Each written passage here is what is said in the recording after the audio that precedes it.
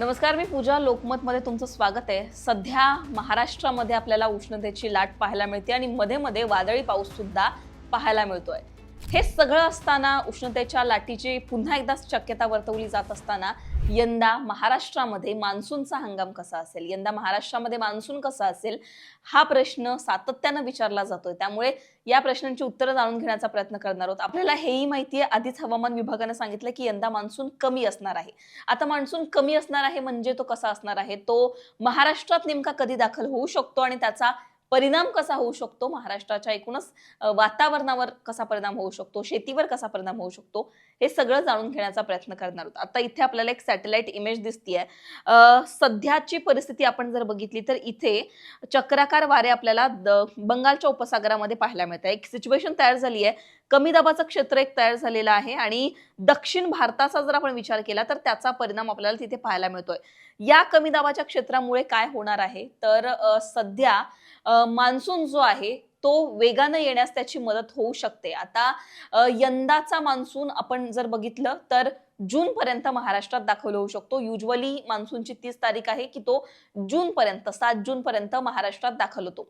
हवामान विभागाने याआधी सांगितलं होतं की यंदा मान्सूनचा हंगाम कसा असेल तर सरासरीच्या 92% मान्सून यंदा महाराष्ट्रामध्ये आपल्याला पाहायला मिळणार आहे. म्हणजेच काय तर कमी आपल्याला यंदा पाऊस पाहायला मिळणार आहे. पावसाची अनेक भागांमध्ये कमी पाऊस पडेल असा अंदाज वर्तवण्यात आलेला होता. आता हा पाऊस कधी दाखल होऊ शकतो, याआधी तो कधी दाखल झालाय आणि नेमका काय अंदाज व्यक्त केला जातोय ते सुद्धा आपण जाणून घेण्याचा प्रयत्न करणार आहोत. मान्सून हा केरळमध्ये दाखल झाल्यानंतर 10 ते 12 दिवसांनी तो महाराष्ट्रात दाखल होत असतो. गेल्या वर्षीचं जर आपण बघितलं तर त्या वर्षीचं नेमकं मान्सूनची काय परिस्थिती होती, तेव्हा तो कसा होता, हे सुद्धा आपण जरा जाणून घेण्याचा प्रयत्न करणार आहोत. आता इकडे तुम्ही IMDची ही जी इमेज बघताय, ही इमेज आहे गेल्या वर्षीच्या मान्सूनची, म्हणजेच काय तर 2025 ची. आणि इकडे बघा, ही ब्लू लाईन म्हणजेच काय तर नैऋत्य मोसमी वारे. आता इकडे जर आपण बघितलं तर अंदमान निकोबार मध्ये मान्सून 13 ते 14 मेलाच दाखल झालेला होता. अंदमान निकोबार मध्ये दाखल झाल्यानंतर अर्थात एंट्री त्याची होते आणि तो पुढे पुढे त्यानंतर सरकत जातो. आता इकडे बघा, केरळमध्ये मान्सून कधी दाखल झालेला होता, म्हणजेच 24 मेला इतिहास मान्सूनने रचलेला होता. गेल्या वर्षीचं जर आपण बघितलं तर मान्सून जून मध्ये युजली दाखल होत असतो. महाराष्ट्राचा विचार केला किंवा केरळमध्ये मे महिन्याच्या एंडिंगलाच तो केरळमध्ये दाखल झाला आणि त्यानंतर लगेच तो महाराष्ट्रात दाखल झालेला होता. गेल्या वर्षीचा हा मॅप आहे. अतिशय वेगाने मान्सून पुढे पुढे सरकत होता. सरासरीच्या जास्त पाऊस पडलेला आपल्याला गेल्या वर्षी पाहायला मिळाला, पण या वर्षी एल निनोचा प्रभाव आपल्याला पाहायला मिळणार आहे पावसावर. हा एल निनोचा प्रभाव तीव्र होत जाणार आहे आणि त्यामुळे काय होणार आहे तर कमी पाऊस आपल्याला पाहायला मिळणार आहे. पॅसिफिक महासागर, प्रशांत महासागराचा तापमान जे आहे त्याच्यावर खरं तर ही सगळी सिच्युएशन डिपेंड असते आणि एल निनोचा हा त्यामुळे प्रभाव जो आहे तो आणखीनच वाढला तर त्याचा परिणाम जो आहे तो मान्सूनवर आपल्याला पाहायला मिळू शकतो. आता एक तुम्हाला मी एक मॅप दाखवते, त्यावरून तुम्हाला क्लिअर होईल की कशा प्रकारे याआधी आपल्याला पावसाची सिच्युएशन पाहायला मिळालेली आहे. 2011चा जर विचार केला तर 2011 मध्ये 3 जूनलाच पाऊस दाखल झालेला होता. महाराष्ट्राचा विचार केला तर महाराष्ट्रात 2012ला 6 जून मध्ये दाखल झालेला होता, 2013ला 11 जून मध्ये दाखल झालेला होता, 2014ला 8 जूनला दाखल झालेला होता. बघा, जून महिन्यामध्येच मान्सून दाखल झाल्याचं आपल्याला पाहायला मिळते. फक्त 2025चा अपवाद जर आपण वगळला तर 6 जून 10 जून या जून महिन्याच्या काळामध्येच मान्सून युजली महाराष्ट्रामध्ये दाखल होत असतो. पण गेल्या वर्षी सातत्यानं कमी दाबाचे क्षेत्र एका पाठोपाठ एक तयार होत होते आणि हे कमी दाबाचे क्षेत्र काय करतात तर मान्सूनला पुढे जाण्यास मदत करतात आणि त्यामुळेच पाऊस पुढे पुढे वेगाने सरकत गेला आणि मे महिन्यामध्येच महाराष्ट्रामध्ये तो 2025 मध्ये पडला.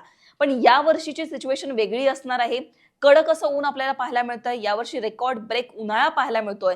तापमानात सातत्यानं वाढ होत असतानाच अशातच एक बातमी हवामान विभागाने याआधी दिलेली होती की यंदा मान्सून सुद्धा कमी असणार आहे आणि या कमी पावसाचा परिणाम शेतीवर होऊ शकतो. कारण महाराष्ट्रातली शेती, एकूणच शेती जी आहे आपल्याकडची, ही पावसावर अवलंबून असते आणि खरीप हंगामातील पिकांवर त्याचा थेट परिणाम होऊ शकतो या पावसाचा. त्याच्यामुळे कमी पाऊस जर झाला म्हणजे 92% अर्थात हा कमी पाऊस आहे, त्यापेक्षा सुद्धा कमी पाऊस झाला तर अर्थात शेतीवर त्याचा मोठा परिणाम होईल असं सुद्धा हवामान विभागाकडून म्हटलं जातंय. आता अर्थात 15 तारखेला या संबंधित हवामान विभागाकडून एक जारी केलं जाणार आहे, अपडेट्स जारी केले जाणार आहेत की कशा प्रकारे मान्सूनचं आगमन महाराष्ट्रात होऊ शकतं, ते किती तारखेला होऊ शकतं आणि कसा हा मान्सून असेल. पण सध्या शक्यता वर्तवली जाते की जून महिन्यामध्ये म्हणजेच वेळेवर मान्सून यंदा महाराष्ट्रात दाखल होईल. पण अर्थात पावसाचं इतक्या मोठ्या प्रमाणात थैमान आपल्याला पाहायला मिळणार नाहीये.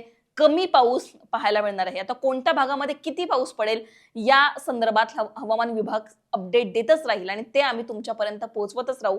पण या सगळ्या इमेजच्या माध्यमातून गेल्या वर्षीचा पाऊस कसा होता आणि या वर्षीची तुलना जर आपण केली गेल्या वर्षीच्या तुलनेत तर पाऊस कसा असेल हे सांगायचा प्रयत्न होता. यावर्षी कमी पाऊस असणार आहे आणि अर्थात त्याचा परिणाम इथल्या शेतीवर सुद्धा होऊ शकतो. तुम्हाला आणखीन काही प्रश्न असतील तर ते कमेंटमध्ये सांगा. लोकमतला सबस्क्राईब केलं नसेल तर सबस्क्राईब करायला विसरू नका.